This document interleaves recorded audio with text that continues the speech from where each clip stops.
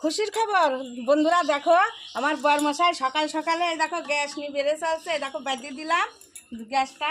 তা এখনই গ্যাস নিয়ে চলে আসছে, হয়তো পেলেও পেতে পারে, পাবে কিনা তাও জানি না, নিয়ে যাচ্ছে এটাই আমি আনন্দ উপভোগ করছি, হয়তো গ্যাসটা পাবে। সকালবেলায় উঠে বলছে আজকে গ্যাসটা নিয়ে যাবো, এতে আমি খুবই আনন্দ হয়েছি, এত আনন্দ হয়েছে তো আমার মনের ভিতরেই হাসি উঠতেছে, কি বলবো, মানে এত আনন্দ পাচ্ছি যে অনেকদিন পরে গ্যাস নিয়ে যাচ্ছে না, খুব আনন্দ পাইছি।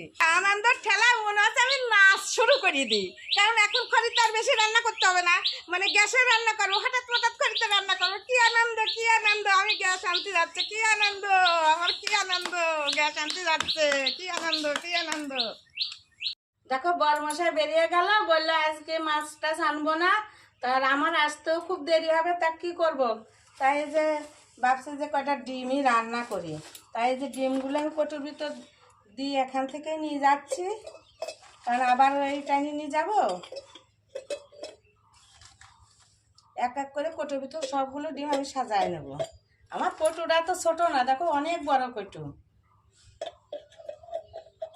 তা কটুর ভিতরে আমি ডিমগুলো সাজায় নিলাম, ওই ঘরে যা জল দিয়ে কটু করে দিয়ে দেবো, ডিমটা আবার সেদ্ধ হয়ে যাবে। মাটিয়ে মানে ভাত বসাবো বলে উনুনের পর হাঁড়ি মাটিয়ে রেখে দিছি, কিন্তু ভাত হয়ও নাই, ভাতে চাইলেও আনি নাই, তা আগে হাঁড়ি মাটিয়ে রেখে দিয়েছি। তো চাইল আনবো, তা ভাবছি যে আগে যে শাক কটা, কালকে শাক কটা বিকালবেলা এনেছি, তাই শাক কটা আছে, দেখো বিকালে এনে রাখেছি, তো শাক একটু কেমন কেমন হয়ে গেছে, গাটা ছাড়ছে, একটু জল দিয়ে তুলে শাকটা সুন্দর থাকতো, কিন্তু সেটা আমার মনে ছিল না, আমি ওইভাবে ব্যাগের ভিতর রেখে দিয়েছিলাম। শাকটা একটু অন্যরকম নরম নরম হয়ে গেছে, কিন্তু কিছু করার নয়, শাক কটা কিন্তু আমিই আনিছি বিকালবেলা, তাই শাক কটা আগে বেছে নিই, তারপরে আমি ভাতের উনুনটা ধরাবো।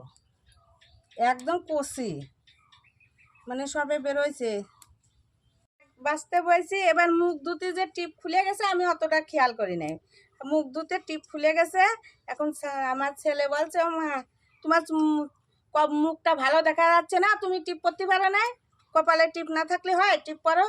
তাই এই যে শাক বাঁচতে বলছি, এখন আমার ছেলে বলছে আগে টিপ পরো তারপরে শাক বাঁচো। তাই বলছো মা আগে টিপ পরে আসো, টিপ পরে আসো, নাহলে মুখ ভালো দেখা যায় না। কি করে বলবো কেমন দেখা যায়, আমার ছেলেই জানে, আমার টিপ না পড়লে আমার ছেলে রাগ করে, তাই আগে টিপ পরে আসে তারপর শাক কটা বাঁচবো। দেখো বন্ধুরা, আমি ঘরে যে টিপ পরে চলে এসেছি, তা এখন আমার কেমন লাগছে তোমরাই বলো। আগে টিপ ছিল না, এখন টিপ পরে আসলাম, মানে ছেলের কথার মতনে আমি টিপ পরে আসলাম।